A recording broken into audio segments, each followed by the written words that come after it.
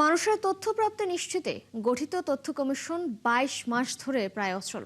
সর্বশেষ তথ্য যেটি বলছে, প্রায় ৮০টি অভিযোগ নিষ্পত্তির অপেক্ষায় ফাইলবন্দি।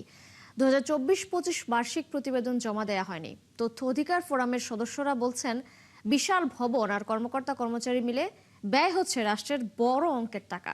কমিশন পুনর্গঠনের জন্য ৯ জুলাই ৫ সদস্যের বাছাই কমিটি গঠন করা হয়েছে। শাহনাজ শারমিনের প্রতিবেদন। রাজধানীর আগারগাঁওয়ে তথ্য কমিশনের পুরো ভবন জুড়ে শুনশান নীরবতা।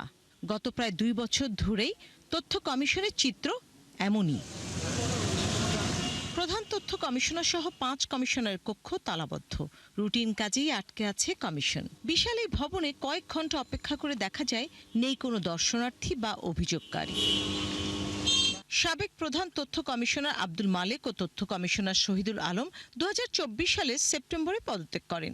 আরেক তথ্য কমিশনার মাসুদা ভাট্টিকে গত বছরের জানুয়ারিতে অপসারণ করা হয়। অন্তর্বর্তীকালীন সরকারও তথ্য কমিশন গঠন করতে পারেনি। বন্ধ রয়েছে তথ্য না পাওয়ার অভিযোগের শুনানিও। কমিশনের নিয়মিত সচিবও নেই। অতিরিক্ত দায়িত্ব পালন করছেন তথ্য ও সম্প্রচার মন্ত্রণালয়ের অতিরিক্ত সচিব মোহাম্মদ শাহ আলম। ফোরাম সদস্যরা বলছেন, কমিশন অচল থাকায় সরকারের অর্থ খরচ হচ্ছে, কিন্তু তাতে নিশ্চিত হচ্ছে না জনগণের অধিকার।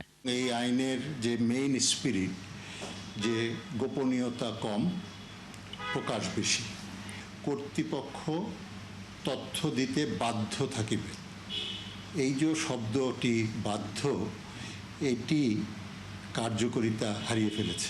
জনগণকে তথ্য প্রাপ্তির যে অধিকার, সেই অধিকার থেকে বঞ্চিত করা হচ্ছে।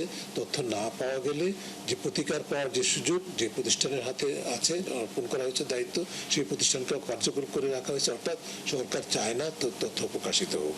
আপিল বিভাগের বিচারপতি ফারা মাহবুবের নেতৃত্বাধীন নতুন বাছাই কমিটি গঠন করা হয়। এরই মধ্যে কমিটি প্রথম সভা সম্পন্ন করে। মানবাধিকার কর্মী নূর খান বলছেন, অতীতের মতো আজ্ঞাবহ কাউকে যেন কমিশনে নিয়োগ দেয়া না হয়। আমরা বিগত দিনেও যেটা লক্ষ্য করেছি, সেটা হচ্ছে এই ধরনের কমিশনগুলিতে আজ্ঞাবহ লোকদেরকে নিয়োগ দেওয়া হয় এবং এখন পর্যন্ত যা দেখা যার যেটা সিম্পটম আমরা দেখছি, সেখানে মনে হচ্ছে যে ঠিক পূর্বের ব্যবস্থাগুলোকে বহাল রাখার একটা চেষ্টা। তথ্য অধিকার আইন ২০০৯ অনুযায়ী সরকারি বেসরকারি প্রতিষ্ঠানের স্বচ্ছতা ও জবাবদিহিতা নিশ্চিত করতে তথ্য কমিশন গঠিত হয়।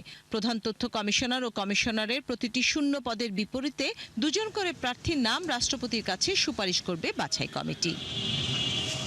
শাহনাজ শারমিন, ৭১, ঢাকা।